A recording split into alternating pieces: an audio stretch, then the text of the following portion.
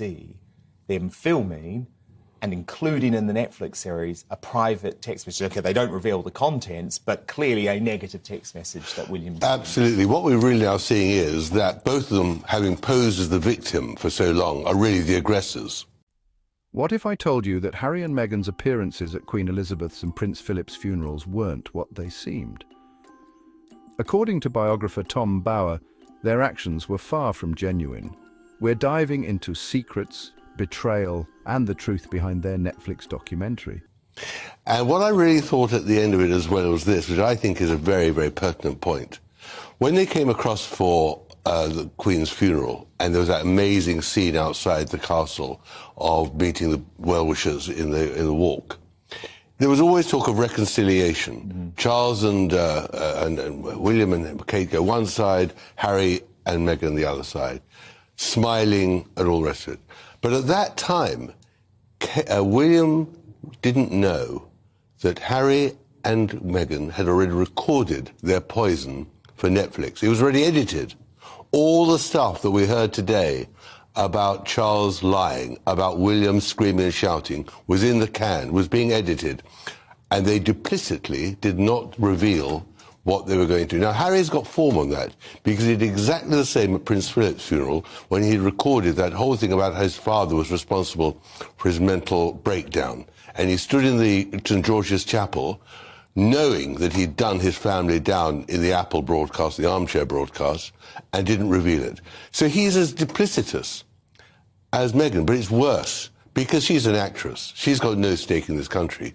But Harry, a former army officer, betraying the army, his country, his family, his father, dumping on the king, the future king too, and also on his grandmother. That is extraordinary. I mean, Diana would be shocked. The one thing Diana didn't do was be so duplicitous, so dishonest. Love royal drama? Subscribe and turn on notifications. Let's get into it. The Netflix bombshell. Let's start with something that will blow your mind. While Harry and Meghan were walking with William and Kate at Windsor Castle, they had already recorded damaging claims for their Netflix series. The public saw unity, but behind the scenes, accusations were being prepared. Tom Bower calls this pure deception. Harry's betrayal at Prince Philip's funeral. At Prince Philip's funeral, Harry stood solemnly in St. George's Chapel. Reports say he had already recorded an interview blaming his father, King Charles, mourning his grandfather while preparing to air his family's private struggles. According to Bower, this goes against everything the royal family stands for. No, and Diana made it clear, didn't she? Her criticism was always reserved for Charles. Absolutely. Not for the Queen, not for the institution of monarchy itself. But Harry has actually gone out of his way to undermine everything that we stand for. He's gone out of his way to undermine the family, the institution, everything. And I think Diana, well, I know, we all know, Diana would be shocked that we're sitting here today discussing her son as an outright liar, as a man who conspired with Meghan in this 6 hours of perfidy. You know, for example, the whole description she does of the Portland hospital, the birth, that was completely fabricated. We all know the first interview was given to CBS. We all know that she never intended to go to the Portland hospital. She intended to have the baby at home. We know that they deceived the public about the birth data and time of the whole event. So, and also, you know, even it goes down to the lawyer saying that in that statement, when they have that long attack on the Mail, which is astonishing, that Meghan, we know she lied in her statement, that she says that she didn't cooperate with Omid Scobie, and she said that she didn't consult anyone in writing the letter to her father. That was in a sworn written statement. That was untrue. She then admits that it was untrue. But her lawyer says Meghan didn't lie. Well, extraordinary how the whole thing is unravelling. And yet they don't produce any evidence. None at all. Of the claims that they have made against the royal family. For example, William being a bully. For example, this idea that the royal family was conspiring with the press to bring them down. Where is the evidence? It's always they.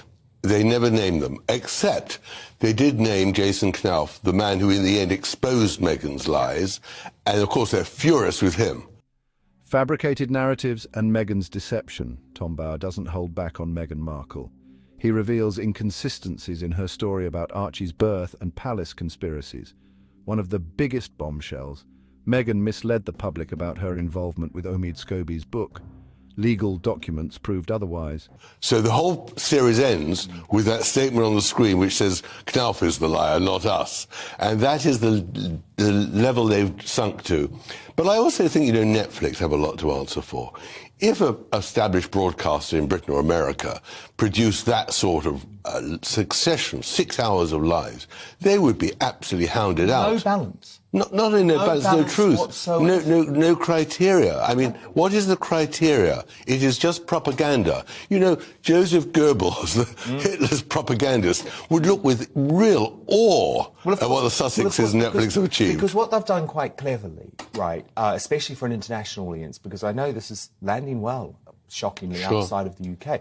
What they've done very cleverly is they use their friends, their lawyer, academics who have always backed their side of the argument to seem to give a balanced picture. It's as if you are watching a balanced documentary, but in fact, all of those people are stooges. They are plants for Harry and Meghan. I mean, this friend, Lucy Fraser, I think her name is, she's some sort of PR. She's stating as categorical fact, right, that there were internals, as she calls them, at the palace who had decided that Harry and Meghan had become too popular, so they had to bring them down. Who has told Lucy that? Harry and Meghan. She hasn't spoken to anyone at the palace. But you know, what's really extraordinary as well is that normally in making documentaries, which I did for more than 20 years at the BBC, you film someone, that's it. This is all acted, it's contrived. Doria always has that little pause, a little tear. Have you noticed how Meghan cries, but there's never a tear? The makeup is never smeared. Everything is so rehearsed. We found that clip of her, didn't she, saying that one of her great talents is that she can cry on cue out of her left eye. And you know, the whole construction of her father, that man who in the end was abandoned by Meghan for months before the wedding, totally left to his own devices, isolated, really felt abandoned. That's why he sold the photographs, because he felt so besmirched. To actually say he was the reason why the whole thing exploded, why they had to leave in Britain. And then, of course, Harry saying, of course, Meghan's got no father. And now he doesn't have a father. Yet her team insisted she didn't lie. The damage from their actions is still unfolding. The Queen's passing was supposed to be a time of unity, but Harry and Meghan's Netflix series heightened tensions. Tom Bower warns their attacks aren't over. With Harry's memoir, Spare, more accusations may come. If you haven't subscribed yet, what are you waiting for? They really are. It's despicable. And I know you've obviously done this, as have I. You know, you go and you speak to the Markles, you get to understand them. But actually, you can look at Meghan's own public statements. I mean, she stood up at the United Nations. That was her most famous appearance before meeting Harry. And she praised Thomas Markle. She said he was a great father who instilled the values in her that allowed her to challenge that soap company, which she talks about all the time. She credited that to... Well, of course Absolutely. It was. But the point is, she credited her father. And now she's sort of trying to say, oh, yeah, he was a good dad, but I actually felt really lonely as a kid. But I think what is also so terrible is that Harry never went to see the father.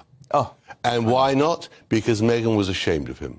Because Meghan was already constructing a whole new narrative to exclude the father. And in that, the father, Thomas Markle, blames Doria. Yeah. And Doria plays a really sinister role in this whole story. Because remember, for 10 years in Meghan's life, from the age of 5 to 18, more than 10 years, she disappeared. But we never hear about that. We never hear. And she says at one stage, I went to every one of Meghan's plays at school. Of course she didn't. She was never there. No, and also, Thomas Markle paid for the university fees. And the school fees, and the car, and the home, and the blackout, he paid for everything, the petrol, everything. So, Tom, look, can we look ahead? Because, of course, this isn't the end. You know, it's only a couple of weeks until we're likely to get the first leak of Spare, the Harry autobiography. Now, I hear lots of people, I disagree with them, but I hear lots of people saying, oh, what more damage can he do? But I think you think this book could be even worse. Well, I think what they've had to do is they've had to stage and restrict what's in Netflix, so they've got something new to sell the book because there's 20 million What do you pounds at think's least. gonna be in there? Well, I think there's definitely got to be something about Camilla. She's escaped so far. I think there's We know certainly they don't like her. we know we don't like her, and there's the whole race thing there. I think there's more about King Charles, the relationship with his father, the relationship between father and mother. I think there's a lot more about the whole institutions of British government. And I think something of the Queen as well. I mean, what he said about the Queen today was shocking, that she sat there likes of at the Sandringham Summit not saying anything. But what was terrible, he said about the Queen, and he'd done about the Queen, is that he knew that he dumped on his grandmother when he was burying her. This isn't just about family drama, it's about something much bigger.